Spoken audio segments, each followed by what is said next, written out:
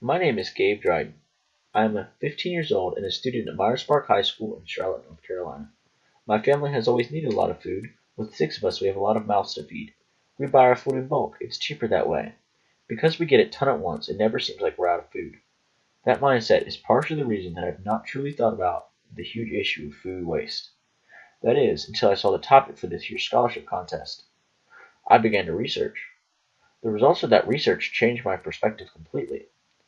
As a result of the prevalence of food in the modern world, I have deduced that many people, including myself, have no comprehension of this problem.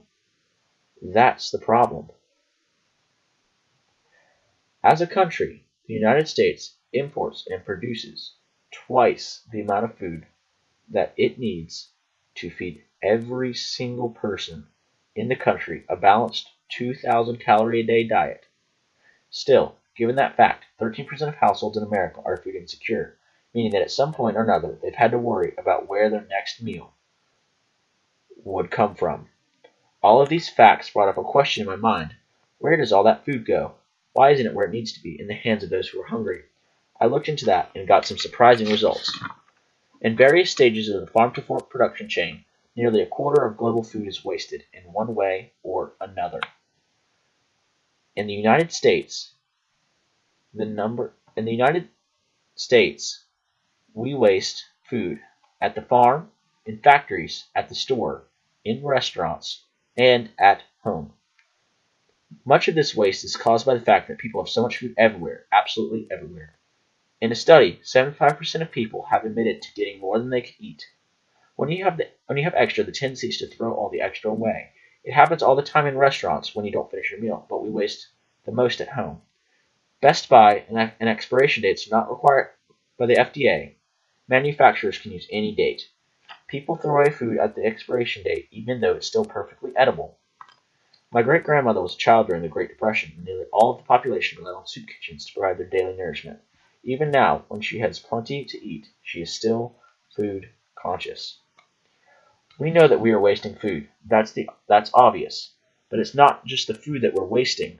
Under the surface, water and time are wasted. Also, methane. Growing food produces methane, a gas that is worse for the environment than car exhaust. This has to stop, but how? Whenever I hear about a problem, I think to myself, that's terrible, I should help. Those ideas were always closely followed by, I am only one person, what can I do? When I started the IB program, community service hours were a requirement.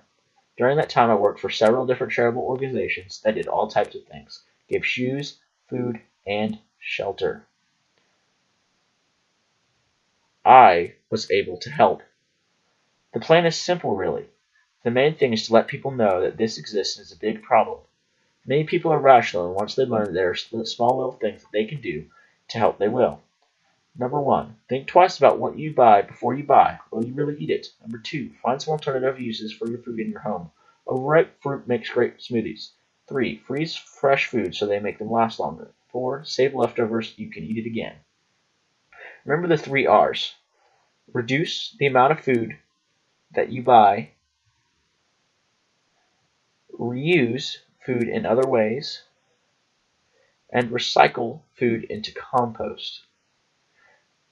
My ideas might not seem revolutionary, but like a revolution, it takes every person to make the change.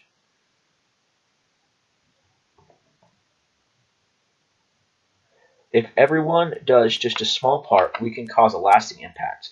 That's what being a global citizen is all about. Each person doing their personal best to make a positive impact and change the world for the better.